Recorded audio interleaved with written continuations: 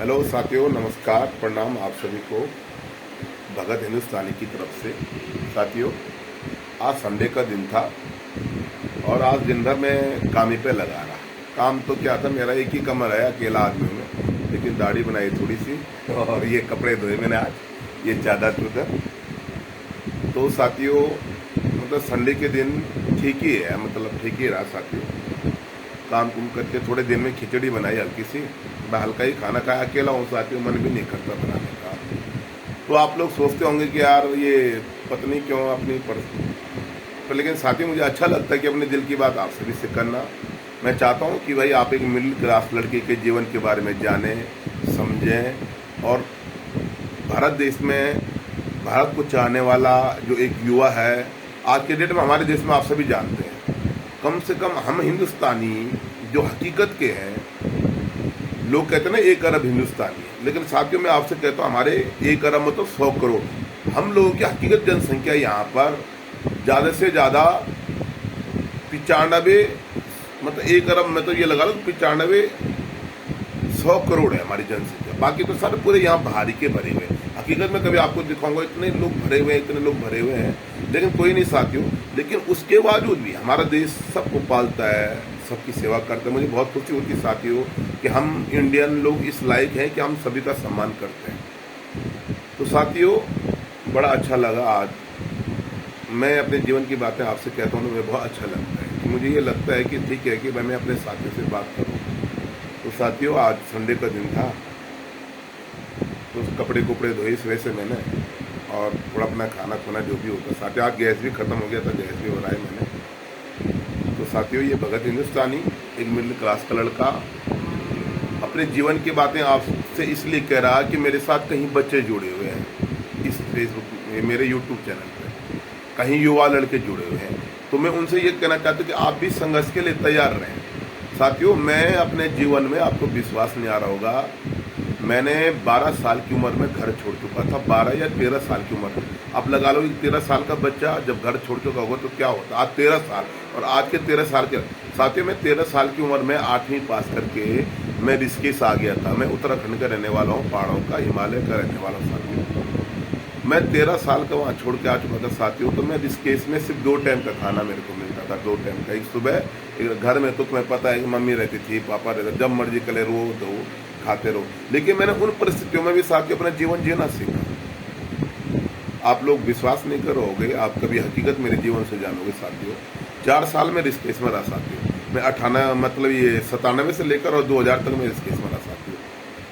तो वहाँ गुरुकुल में था, तो गुरुकुल का उसमें नियम था साथियों 2 ही टाइम का, एक 9 बजे और एक रात के 6 बजे, शाम के 7 बजे। लेकिन साथियों, उस परिस्थिति में हमने जीवन काटा है साथियों। हमने बहुत अपने जीवन में साथियों, लेकिन बहुत आनंद रहा, मजा रहा। मैं कभी अपने ये नहीं कहता कि मजा नहीं रहा। खाने से कभी आप ये मत सोचने का, आप मेरे को देखो साथियों, मेरे शरीर में कोई कमी है। मैंने अपने जीवन में कभी अंडा खाया, न कभी मीट खाया, न कभी मांस खाया, न कभी कुछ भी मैंने ऐसी चीजें कोई खाई नहीं जिससे लोग कहेंगे कि मतलब आज ऊपर वाले के आशीर्वाद के साथ में स्वस्थ हूँ और ठीक भी हूँ, और मैं अपना सामान्य पानी पीता रहता हूँ और सामान्य खाना खाता रहता हूँ। तो साथियों, मैं 13 साल की उम्र में घर छोड़ चुका था। उसके बावजूद मैंने अपने जीवन में यहाँ रहा, दिल्ली में फिर मैंने साथियों 10 साल में हॉस्टल में रहा। मैंने यहाँ से ग्रेजुएशन भी किया, 12वीं पास इसके करके आया था। ग्रेजुएशन मैंने यहाँ से किया, और ग्रेजुएशन करने के बाद मतलब यहाँ भी हॉस्टल ही में रहा। मैं ऐसी में समय करता रहा साथियों मेरा। कभी मुझे विश्वास ही नहीं था मैं टीचर बनूंगा, लेकिन बन गया साथियों। और मैं अपने बच्चों से, अपने साथियों से कहता हूँ कि संघर्ष इस जीवन में बहुत जरूरी है, और हार कभी नहीं माननी, हार बिल्कुल भी मानना मत साथियों। मैं अभी भी हार रहा हूँ, मैं अभी भी संघर्ष पे लगा पड़ा हूँ। मैं उस लायक अभी बना नहीं जिस लायक मैंने अपने जीवन में संघर्ष किया, लेकिन मुझे कोशिश है कि ऊपर वाले की अगर मर्जी होगी साथियों, अगर मेरे जीवन में न्याय क्या होगा, सच का होगा, भगवान ऊपर वाला सोचेगा, लेकिन नहीं सोचेगा। लेकिन आप लोगों के लिए मैं कह रहा हूँ कि आप हमेशा मेहनत करो और अच्छे से अच्छा करने की कोशिश करो, क्योंकि अब जमाना बदल चुका साथियों। चलो छोड़ो साथियों, आज मैं बना रहा हूँ न्यूट्रेला। ये देखियो, ये मेरा सब कुछ कट चुका है, अब मेरी तैयारी है साथियों, अब मैं बना रहा हूँ। ये मत सोचना रोज सब्जी दिखा रहा है, लेकिन मैंने कहा आपसे बात करने का एक बहाना मिल जाएगा साथियों। तो साथियों, ये मेरी ग्रेवी बन चुकी है। आज मैं न्यूट्रेला बना रहा हूँ, बहुत स्वादिष्ट। ये प्याज और टमाटर मैं अब उबाल रहा हूँ और ये पकेंगे, फिर आगे दिखाता हूँ आपको। तो साथियों, ये मेरे प्याज टमाटर अब फ्राई हो चुके हैं। तो इनके साथ ही मैं क्या कर रहा हूँ, न्यूट्रेला डाल रहा हूँ साथियों। ये देखो आप, ये मेरे न्यूट्रेला बड़ा मस्त, आज इतनी मस्त सब्जी बनेगी साथियों, बिल्कुल आप तो खाओगे नहीं लेकिन मज़ा आ जाएगा साथियों। ये देखो, न्यूट्रेला एक इतनी लाभदायक चीज़ है शरीर के लिए। हमारे भारत के लोग कम खाते हैं इसको, लेकिन बहुत खाते तो हमारे भारत के लोग हैं, लेकिन वो लोग सोचते हैं कि इतनी मज़ेदार सब्जी है साथियों, आज तो बहुत मज़ा ही आने वाला है। ये देखो आप लोग।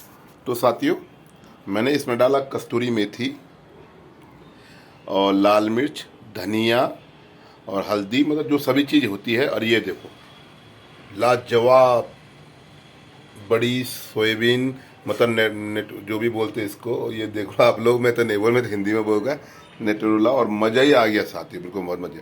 तो साथियों, ये तो सिर्फ आपसे एक बहाना है बातें करने का। कहने का तात्पर्य यह है कि एक सामान्य हिंदुस्तानी के देखो पसीना, ऐसा हमें जीवन जीना पड़ता है साथियों।